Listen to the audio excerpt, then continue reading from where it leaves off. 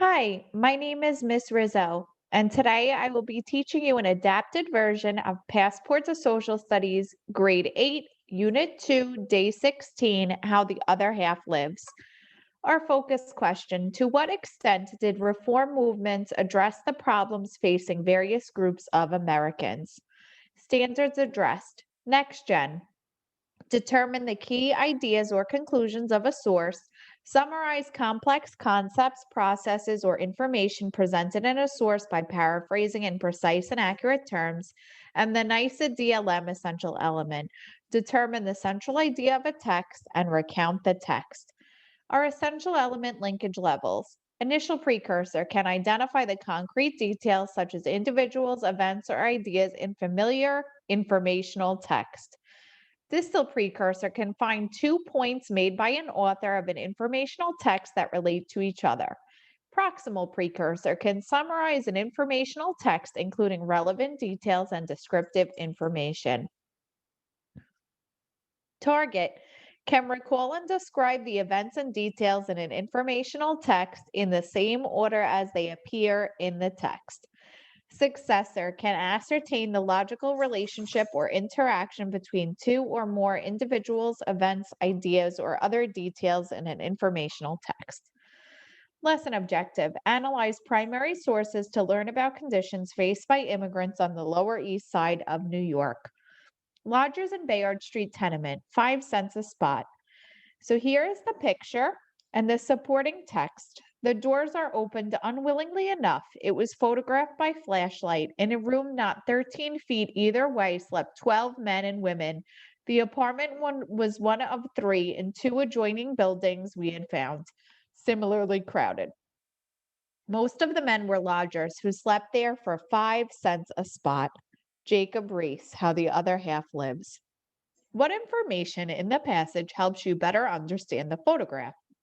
So, A, the doors are opened. B, it was photographed by flashlight. Or C, the apartment was crowded and most of the men were lodgers who slept there for 5 cents a spot. So, if we're looking for the main idea, I don't think it would be A, the doors are opened. I don't think it would be B, it was photographed by flashlight. So the main idea seems to be C. The apartment was crowded and most of the men were lodgers who slept there for 5 cents a spot. Who do you think the other half were? So based on the picture, here's the options. A, wealthy factory owners. B, poor immigrants. C, the middle class. So the people looked like they were very crowded in possibly dirty conditions. So I don't think A, wealthy factory owners would live there because they would have the financial means to do better, right? It might be B, poor immigrants. It's probably not C, the middle class, because the middle class can also probably arrange for better living conditions than we saw in that picture. So it's most likely B, poor immigrants. So about Jacob Riis, he started as a police reporter for the New York Tribune. He was upset by the living conditions of poor immigrants on the Lower East Side.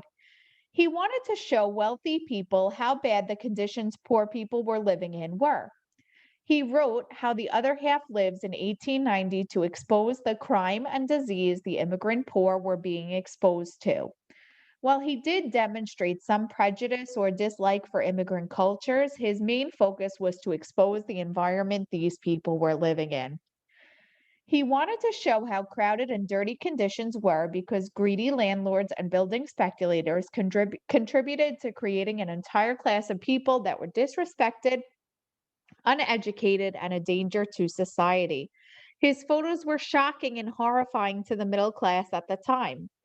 The abuses revealed in Riis's photos were later investigated. The photos led to reforms over the next 10 years, including clearing some of the worst slums and to parks being built. Which picture is best aligned with Excerpt 1? So the excerpt: a patched and shaky stairway led up to one bare and miserable room. A heap of old rags in which the baby slept serenely served as the common sleeping bunk of father, mother, and children. The father, a slow-going, honest English coal heaver, earned on the average $5 a week when work was fairly brisk at the docks. But there were long seasons when it was very slack, he said doubtfully. Yet the prospect did not seem to discourage them. The mother, a pleasant-faced woman, was cheerful, even light-hearted. Her smile seemed the most sadly hopeless of all in the utter wretchedness of the place. So I'm looking for a bare and miserable room with a father, a mother, and children. That doesn't seem to be picture A because these people seem to be outside. It could be B. C looks like children in a playground, so I don't think it's C.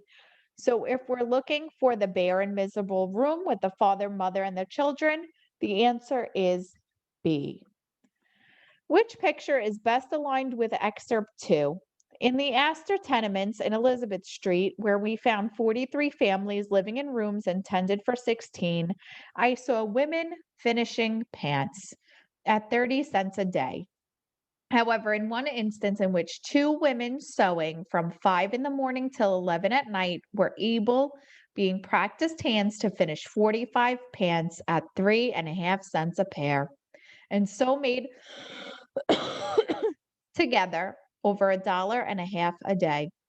So looking at the pictures, we already said that the picture for A was aligned to Excerpt 1. Picture B appears to be children in a playground once again.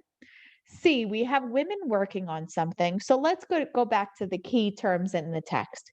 Women finishing pants, two women sewing from 5 in the morning till 11 at night were able, being practiced hands, to finish 45 pants at 3.5 cents a pair. So C would be correct. Which picture is best aligned with Excerpt 3?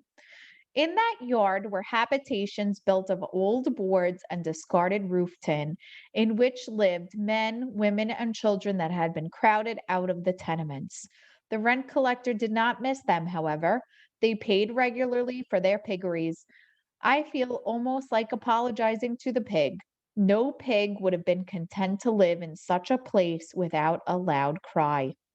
So, in a yard, in that yard were habitations built of old boards and discarded roof tin, right? And he's also comparing it to how a pig would live. So it's going to be dirty and messy. A to me looks like children in a playground. I don't see those kind of habitations in this picture. I see an apartment building, possibly some kind of building, right? In B, it does look like there's old boards, right? And discarded roof tin making these little houses. And there's families, and it looks like pretty messy conditions. So it could be picture B. Looking at C, these were the women making the pants in Excerpt 2. So our answer for this must be B. So our class discussion questions, which I recommend that you pause on this slide so you can discuss as a class. How did the words and the pictures help to support each other? Do words and images still support each other today? What could make the tenements better places to live? Do you think Riis's photos help to change society in a positive way or a negative way? Thank you for watching. This was How the Other Half Lives.